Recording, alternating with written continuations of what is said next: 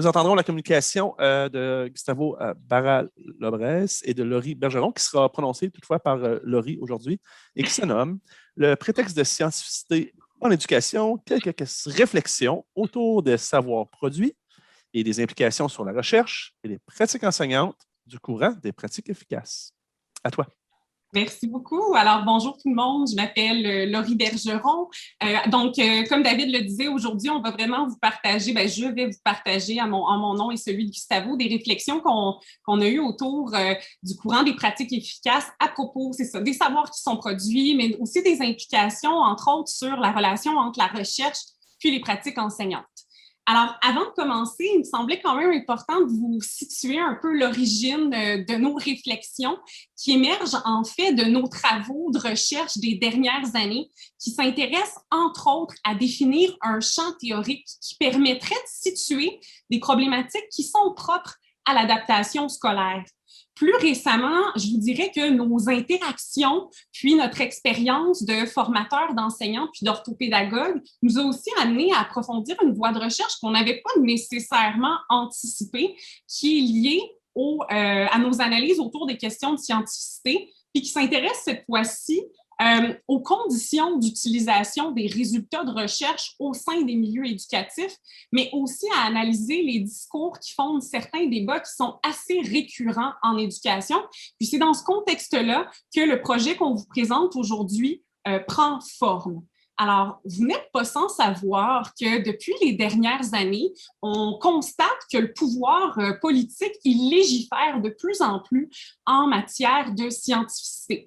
Entre autres, par la priorité qui est accordée à certains types de recherche pour orienter ces politiques. Dans un tel contexte, bien, la méthode des essais comparatifs hasardisés de haute puissance, ça devient un peu le porte-étendard de la recherche de haute qualité qui permettrait de déterminer quelles sont les meilleures pratiques à adopter dans les milieux scolaires. Dans un tel contexte, ce qu'on remarque, c'est que ce ne sont plus nécessairement les questions ni les problèmes qui émergent du champ qui déterminent ce qui est susceptible d'être un objet de recherche, mais plutôt la méthode employée ainsi que les aspects d'ordre méthodologique. En effet, les critères pour qualifier une recherche comme étant de haute qualité vont stipuler, par exemple, que les données qui sont produites par ces recherches doivent être objectives, donc interprétées de façon similaire par différents évaluateurs, qu'elles soient fiables, qu'il y ait une stabilité donc dans les résultats par la répétition des expérimentations ou la variation des expérimentateurs, qu'elles soient valides, donc qu'il y ait une représentation adéquate des tâches que les élèves doivent être capables de faire pour être considérés comme compétents dans un domaine de référence, dans un champ établi, le nôtre, les mathématiques, qu'elles émergent d'un dispositif rigoureux et qu'elles soient évaluées par les pairs.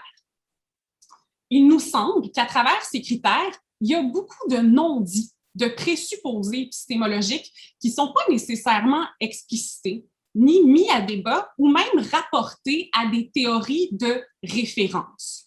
Notre objectif aujourd'hui avec vous, c'est vraiment de venir questionner certains de ces choix ou même des omissions épistémologiques, ainsi que certaines caractéristiques qui sont essentielles des modèles pédagogiques qui sont privilégiés au sein du paradigme des pratiques efficaces en mathématiques.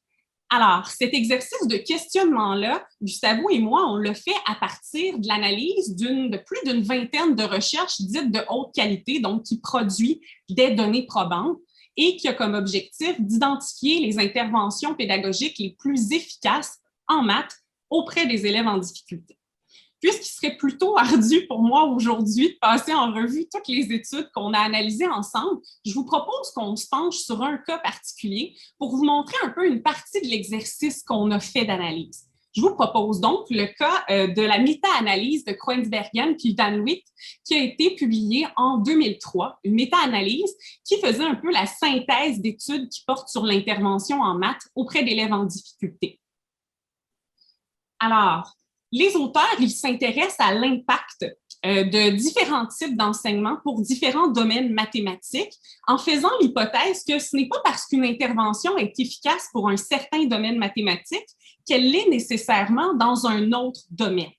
Comme toute bonne méta-analyse, les auteurs ont énoncé leurs critères d'inclusion en mentionnant que les études devaient avoir lieu en mathématiques au primaire, mettre en place une intervention, que l'échantillon devait comprendre des élèves en difficulté, mais aussi que les devis employés devaient contenir un groupe contrôle et qu'il devait y avoir une répétition de mesures, tout comme le fait que les méthodes d'enseignement devaient être bien décrites. Les auteurs ont répertorié 58 études, dont 28 études ne correspondent pas tout à fait à leurs critères d'inclusion, soit parce que ce sont des études à cas unique où est-ce qu'il n'y avait pas de groupe contrôle, ou encore parce que parfois il y avait des répartitions qui étaient non aléatoires. Les interventions qui ont été menées au sein des différentes études consistent en l'enseignement explicite, l'auto-enseignement qui incluait l'enseignement explicite de stratégies cognitives et métacognitives, l'enseignement assisté par l'ordinateur, puis le tutorat par les pairs. Les savoirs mathématiques qui étaient touchés par les différentes études incluses dans la méta-analyse, ça tournait beaucoup autour de la préparation à l'arithmétique, la mise en place des 4 opérations arithmétiques ou encore la résolution de problèmes en arithmétique. On n'a pas de mention, par contre, des tests que les élèves ont dû compléter pour prendre la mesure d'efficacité toutefois, ni des interventions exactes qui ont été faites, comme des tâches qui ont été menées. Le calcul d'effet d'ampleur, c'est l'indicateur statistique qui a été utilisé pour comparer les différentes études. Et la plupart ne contenaient pas un groupe contrôle, il y a un correctif qui a été fait. On a pris la mesure pré-test comme élément contrôle. Finalement, les auteurs concluent que c'est l'auto-enseignement qui serait l'intervention la plus efficace. Ce qui semblait faire varier les résultats, c'est le fait que les études à cas unique produisent les plus grands effets d'ampleur. Il y avait 21 des 58 études qui étaient à cas unique.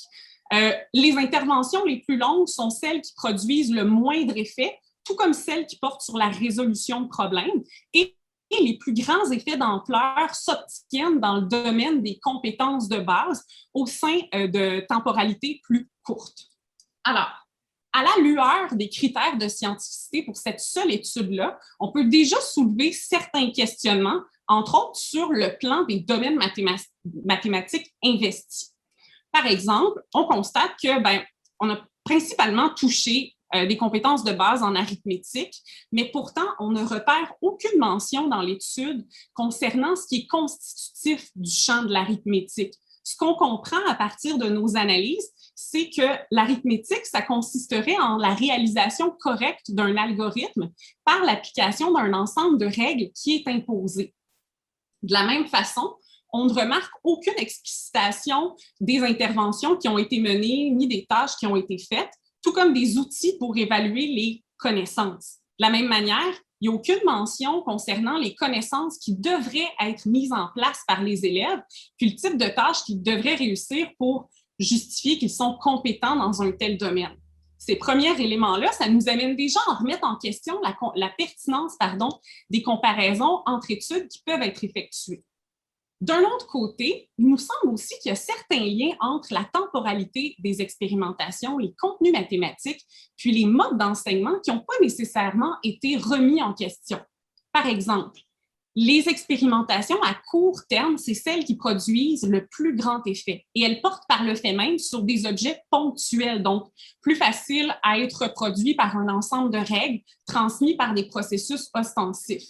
Alors qu'à l'opposé, les expérimentations avec le moindre effet se déroulaient sur un plus long temps et mettaient la plupart du temps en jeu plusieurs objets, demandant ainsi une conceptualisation plus grande. Ces résultats-là témoignent entre autres de la difficulté à faire entrer la pensée mathématique dans des processus algorithmiques. Toutefois, ce n'est pas nécessairement la réflexion que les auteurs vont effectuer. Ils vont plutôt expliquer les faibles résultats par le fait qu'il aurait dû y avoir plus de répétition de l'intervention, donc que ce soit plus intensif.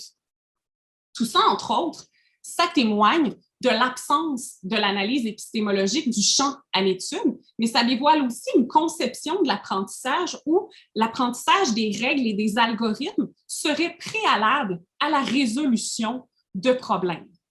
Finalement, les auteurs vont comparer les stratégies d'enseignement à l'aide d'indicateurs statistiques uniques en l'ampleur des faits, à l'aide d'un large éventail de recherches qui sont rassemblées et comparées malgré le fait qu'elles se déroulent dans des temporalités différentes et qu'elles mettent en jeu des savoirs différents, que les interventions aient été mises en place aussi de manière différente. Le nombre de répétitions n'est pas pareil, les protocoles sont très différents d'une étude à l'autre de ce qu'on a pu avoir comme intervention, comme information, pardon, mais aussi on vient comparer des ampleurs d'effets qui proviennent d'études à devis très différents, les études à cas unique, puis les études qui comprennent des groupes contrôles, où finalement l'ampleur d'effet n'est pas le même du fait qu'on l'a mesuré à partir d'un seul groupe ou par la comparaison entre plusieurs.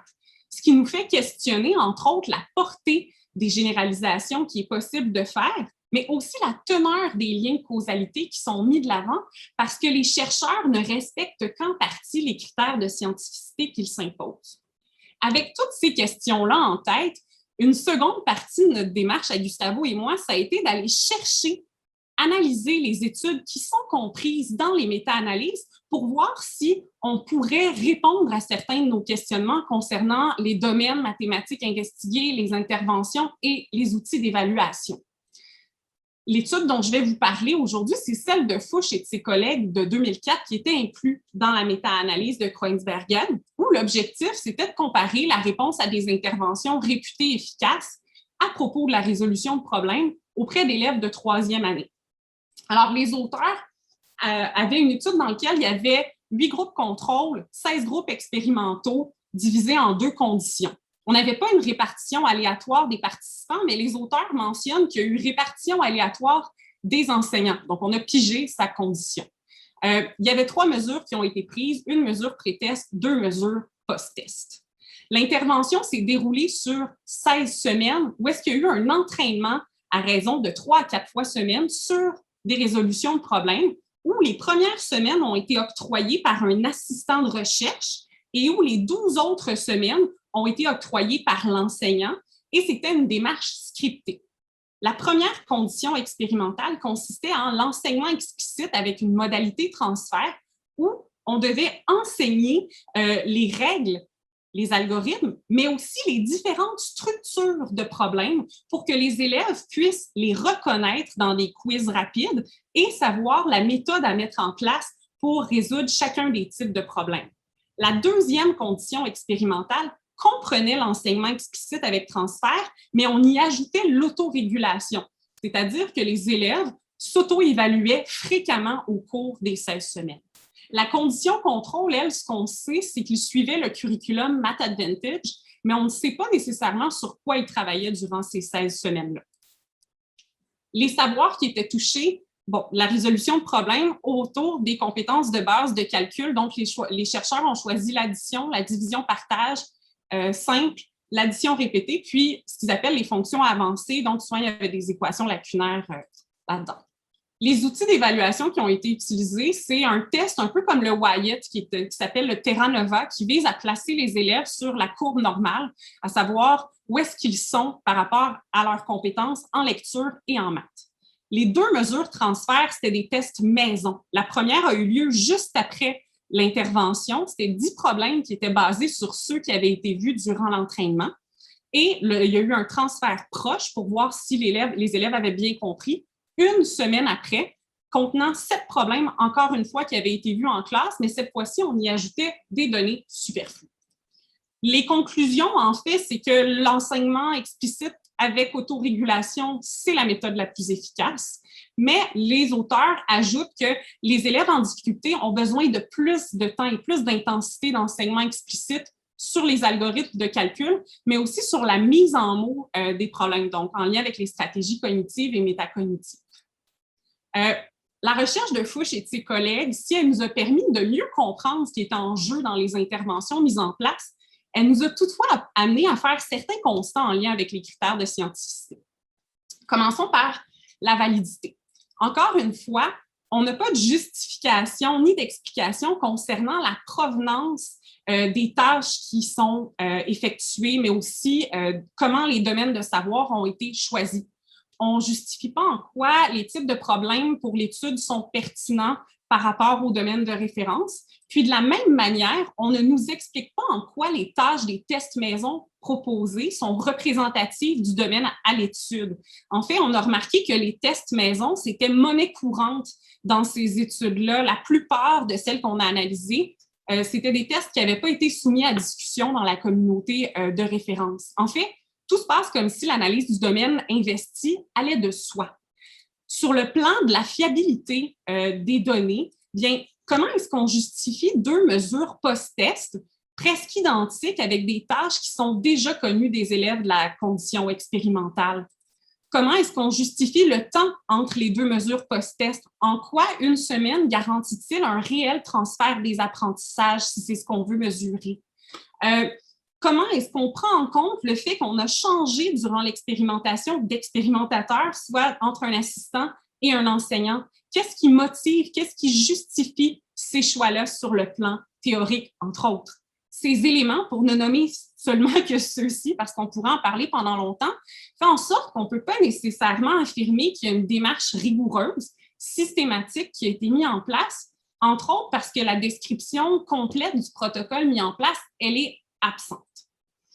Lorsque les aspects méthodologiques sont privilégiés sous un prétexte de scientificité, ça nous amène à questionner la nature des savoirs qui sont produits, oui, en éducation, mais aussi en mathématiques. Ce qu'on a pu remarquer à travers nos différentes analyses, c'est qu'il semble y avoir une mise à l'écart des aspects épistémologiques puis théoriques au profit d'une centration sur la méthode. Ça se repère, entre autres, par l'absence de questionnement sur des aspects assez fondamentaux autour des questions éducatives. Que veut dire apprendre? Qu'est-ce que connaître? Quelles sont les finalités de l'éducation? Des questions qui sont assez primordiales à aborder quand on veut se prononcer sur des questions éducatives. D'ailleurs, par les concepts d'explicitation puis de similarité, on a pu repérer une conception assez naïve de l'enseignement et apprentissage où on fait fi d'un nombre assez impressionnant d'études en linguistique, en philosophie, en didactique, qui ont montré la complexité des actes de communication, mais aussi l'impossibilité de tout expliciter et de rendre transparent les intentions. Un des préceptes d'ailleurs de l'enseignement explicite, la transparence, hein, l'empêchement des mésinterprétations. Mais ça nous a aussi fait nous questionner sur la teneur, la richesse sur le plan conceptuel des apprentissages qui sont effectués quand on mesure l'efficacité d'une méthode à l'aide de problèmes qui sont déjà connus des élèves, sur lesquels il y a eu un entraînement intensif dans un court laps de temps. Autrement dit, oui, des interventions qui marchent, mais à quelle fin éducative? Pour combien de temps? Au regard des analyses qu'on a menées, puis de notre travail aussi sur le terrain, on s'est aussi interrogé sur les impacts possibles du courant de l'école efficace, entre autres sur la réduction de la complexité de la pratique enseignante. Ce qu'on a remarqué, entre autres, c'est qu'il y a une absence de la définition de la pratique enseignante, mais aussi que dans le subtexte, il y a des implications de la pratique comme étant l'application d'un ensemble de règles et de principes qui seraient fournis par la recherche et qui nous permettraient de rendre prévisible et programmable ce qu'on va faire en salle de classe. En fait, tout se passe comme si les interprétations, les interactions, les arrière-plans culturels et sociaux ne jouaient qu'un rôle insignifiant dans l'enseignement puis l'apprentissage, ce qui va à l'encontre d'un nombre très important de recherches en didactique des mathématiques qui ont montré que la contingence, l'imprévisibilité dans l'enseignement, ça ne consiste pas en une anomalie, mais que c'est bel et bien constitutif de la pratique. Enseigner, c'est un métier contextuel et relationnel, entre autres. Selon nous, cette définition qui est sous-jacente de la pratique, ça envoie aussi d'une certaine façon le message que n'importe qui peut enseigner tant qu'il connaît la méthode et qu'il peut la suivre. Il y a même certains auteurs comme Baker et ses collègues en 2002 dans une méta-analyse qui mentionnaient que ce n'est pas important que l'enseignant soit spécialiste du contenu qu'il doit enseigner tant qu'il connaît la méthode d'enseignement. Il nous reste 2 minutes, Laurie. J'ai presque fini. D'un autre côté, ça nous a aussi fait nous questionner sur les implications possibles de ce modèle-là concernant la relation entre recherche pratique, mais aussi chercheurs-chercheuses, praticiens-praticiennes. Ce qu'on a pu remarquer, c'est qu'il y a une hiérarchie implicite qui s'installe entre la recherche et la pratique. Puis on a pu remarquer ça à travers différents aspects de ces recherches. Par exemple, par le fait que les enseignants ne sont pas sondés sur leur expérience sur le fait que l'enseignant du groupe contrôle est la plupart du temps invisibilisé dans ces recherches-là, mais aussi que les pratiques proposées ne sont pas mises en discussion par rapport à ce que ça implique pour le métier d'enseignant. Il se crée donc un mouvement top-down où l'enseignant est un peu invisibilisé, on ne tient pas compte de sa voix. D'une certaine façon, dans la quête de performance, il y a une mise à l'écart, comme je le disais, de l'enseignant par le choix du couple élève-tâche, communauté minimale d'analyse pour parler d'apprentissage. Au final, ce que je voulais vous dire, c'est tout ça, ça nous a amené à penser que il y a une réflexion nécessaire à propos des implications éthiques de la recherche envers les gens auxquels elle s'adresse, relativement au fait qu'on propose des méthodes qui sont soi-disant garantes de résultats. Faisons ainsi en sorte que si ça venait à ne pas donner les résultats escomptés dans la pratique quotidienne, ce que je remarque dans le cadre de ma thèse auprès d'orthopédagogues, bien, le poids de cet échec-là, on ne l'impute pas à la méthode parce qu'elle a été réputée efficace. Donc, dans ce cas-ci, on impute l'échec soit à l'enseignant ou l'orthopédagogue qui n'a pas su mettre en place correctement cette méthode-là, ou encore à l'élève en disant qu'il ne répond pas à l'intervention de façon adéquate. Puis selon nous, bien, ça a des implications assez importantes du fait qu'on évacue les enseignants de la discussion. Je vous remercie tout le monde de m'avoir écouté.